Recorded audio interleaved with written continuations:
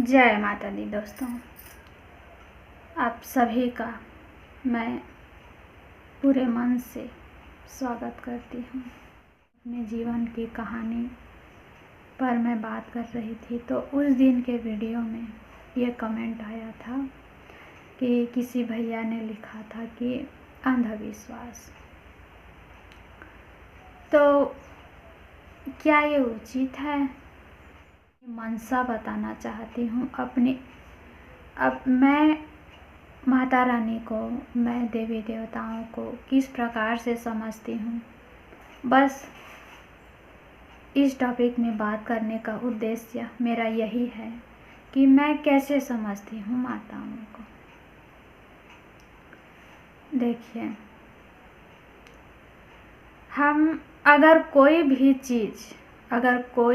चीज़ हमारे आँखों से न दिखे तो क्या हम उस पर ये डायरेक्ट बोल देते हैं कि अंधविश्वास है? नहीं बोलते हैं ना। जैसे मैं आप लोगों को उदाहरण के जरिए से समझाऊंगी कि हमारा शरीर जो हमें दिखाई दे रहा है वो तो है, ठीक है, यह विश्वास करने योग्य है। क्या उसी मानव शरीर की आत्मा दिखाई देती है? ये मेरा सवाल है आप लोगों से। क्या उसी मानव शरीर की आँखों से निकलने वाली किरणें दिखाई देती है? जीवित क्यों है? क्योंकि हमारे शरीर में ऑक्सीजन जा रहा है नाक के माध्यम से, तो नाक में जाने वाला हवा ऑक्सीजन हमें दिखाई देता है? नहीं देता है ना। की तरंगें दिखाई देती है? नहीं। एक इंसान के अंदर कहते हैं बहुत सारी शक्तियाँ होती है, बहुत सारी ऊर्जाएं होती है, बहुत सारे बल होते हैं। क्या हमें वो बल दिखते हैं? किसी भी माध्यम से क्या हम उसको देख सकते हैं क्या? नहीं। जब किसी भी काम को करने के लिए हम अपना बुद्धि लगाते हैं तो क्या वो बुद्धि हमें दिखाई देती है? क्या वो विवेक हमें दिखाई देता है जो एक इंसान में होता है? नहीं। तो जब एक इंसान की ऐसे हैं जो हमारी आँखों से दिखाई नहीं देते हैं, लेकिन फिर भी हम ये मानते हैं कि एक इंसान में बुद्धि आत्मा होती है ना। हम मानते हैं ना इस चीज़ को।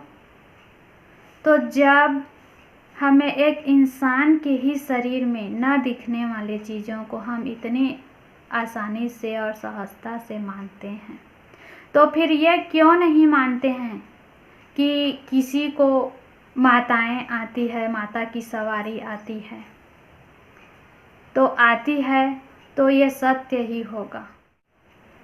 और ढोंग पाखंड न जाने क्या क्या, तो क्या ये सही है? जब हम इंसानों की एक दुनिया है, भगवानों की, ईश्वरों की, माताओं की दुनिया नहीं होगी? सोच करके देखिए।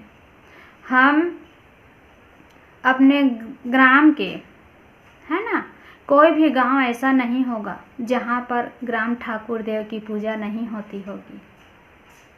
कोई भी गांव ऐसा नहीं होता है। ग्राम देवता होता है, तो फिर शक्तियाँ क्या नहीं होती होगी? ईश्वर नहीं होते? कुछ मुझे आता नहीं है, क्योंकि मैं बहुत बड़ी कोई विद्वान नहीं हूँ। मैं एक साधारण लड़की हूँ, मैं एक साधारण स्त्री हूँ। और